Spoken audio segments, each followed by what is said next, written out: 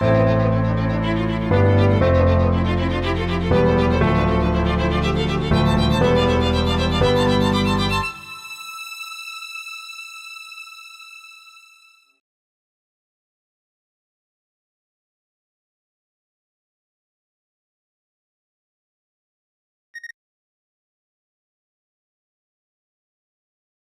now, I'm Director of Programs for an association that we set up as employees of the Crown Prince Court, and it's called البيت متوحد.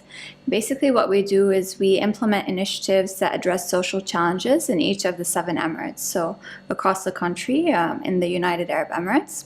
In addition to that, I also am a senior associate at a Abu Dhabi government entity. I've been doing this for almost 4 years now. Before that, I was actually pursuing my master's degree in journalism at the Columbia School of Journalism in New York. I was there for 1 year. And prior to that, I was actually a reporter for the national newspaper in Abu Dhabi. So basically, I used to write columns and articles on social issues that face the UAE. I was the first Emirati to join the paper at the time. It's an English language newspaper that is based in the UAE. I did that for almost 1.5 years, and before I actually became a reporter, I was pursuing my economics degree at Stanford University. So I kind of made a career switch when I graduated from Stanford. I really wanted to pursue a career that I felt would make social change in some way, and I felt writing was the most natural way for me to do that. So it was quite interesting trying to convince a lot of people to pursue journalism at the time. Because I was on a scholarship from the Ministry of Presidential Affairs here, they really wanted me to pursue a very traditional career. So something in economics or finance or whatnot. So when I graduated, I was really passionate about writing and about journalism. I went to my advisor and I went to the board of the scholarship and told them, listen, there's this new English newspaper that's starting up, and I'd really like to join it. They were very hesitant at first. I was really passionate about it, and I think they really saw that. So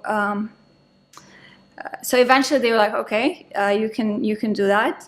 And I did it for 1.5 years before I ended up pursuing a master's in journalism.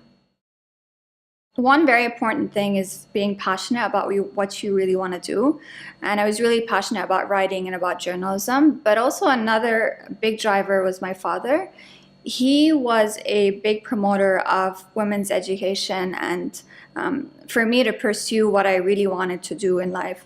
I mean, he didn't necessarily think that journalism was the most prestigious professions of sorts, but he was always supportive of my career. He was very supportive of what I really wanted to do. And I think that's very important when you have parents who are very passionate about your education, about your career. I think the one key driver that motivates me to pursue these paths is that I really want to make positive social change in my society. So for instance, when I pursued journalism, I was always in the back of my head pursuing stories that really were about promoting education or women's rights or whatnot. So it was about making social change through my stories or through my columns. And then when I graduated from Columbia Journalism School, this opportunity came along to work in public policy for the government of Abu Dhabi. At the time, I was hesitant because I really wanted to still pursue my career in journalism.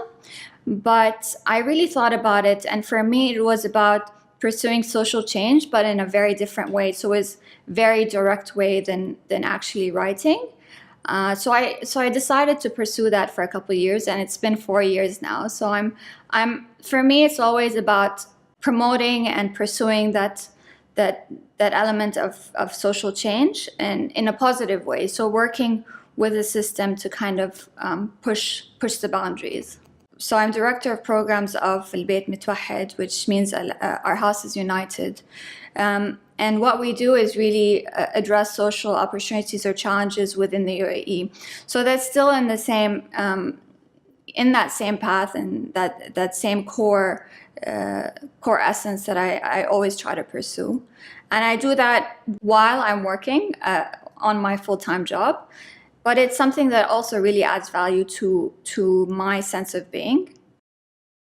It takes a lot of dedication to be able to do a lot of things. When you know there's a real purpose to what you're doing, it doesn't matter how long you spend working on your job or on something on the side. It's a challenge. I mean, it's about time management, definitely. I think that's one thing, but it's also about being okay with staying late nights sometimes and realizing that it's for a good cause. For me, it's about facing something you didn't expect to face. Or it's also about overcoming personal challenges that people are not always aware of.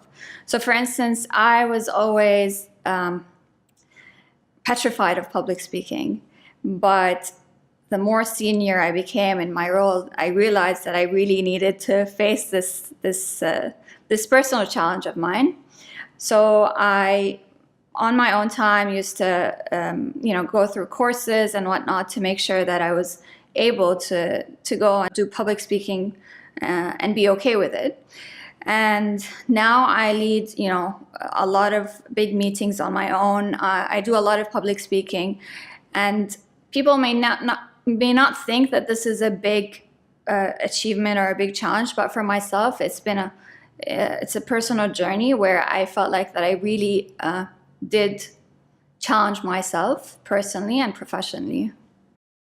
I read Sheryl Sandberg's book, Lean In. I felt like it resonated a lot with me because of the struggle of females in this generation is very different, I think, than maybe what our mothers or grandmothers went through. So what really resonated is about the importance of leaning in the sense that you need to always raise your voice. You need to be able to speak for people to hear you. So if you're just sitting in a meeting room and you're silent, that doesn't make change. It doesn't matter whether you're part of a board or not, but if you're not making your voice heard, then what's the point? I don't think I was ever in my comfort zone. My dad, for instance, growing up, he used to always push me and my siblings to pursue the highest or the best that we can pursue. So that always meant being uncomfortable all the time, but not in a bad way, like this sense that you can do better or you can do more. So even when I got into Stanford University, it was a big achievement for me and I was very excited. But once I was there, it was always uncomfortable because everyone was really smart. Everyone was doing a million other things beyond just what they were pursuing in the classroom. So you always felt that, okay, I can do more, I can do better, I can make change that is beyond just my bubble. And it was nice. Once you got comfortable with being uncomfortable, it really pushes you to achieve really amazing things. I never really saw my career as a woman, for instance, in a man's world.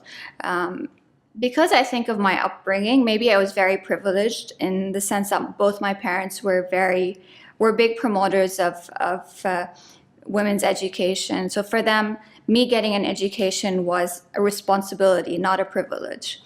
And I realized that a lot of other women may not have that privilege. But that does not mean that they can't push for that. I know a lot of girls through work or through social circles who still have parents that do not accept them, for instance, traveling abroad to study. But once they realize, I think these women are becoming stronger with being uncomfortable in the sense that they would challenge their parents' ideas. And I think that's what's really important, to realize if there is really something you're very passionate about and something that is not shameful and is actually very positive for yourself and for your country, then you should be able to challenge people's ideas when it comes to that. I am very optimistic about the future of women in the region because there are a lot of really amazing educated women who are passionate about what they do and are really passionate about paving the way for other women in the region. Obviously, there are still societal pressures that exist for some women. Thankfully, I didn't have to go through such pressures because my father always insulated me from these pressures because of his own personal beliefs. But I really believe that these women are brave enough and educated enough to be able to pave that path. Of course we can do it. نحن قادرات.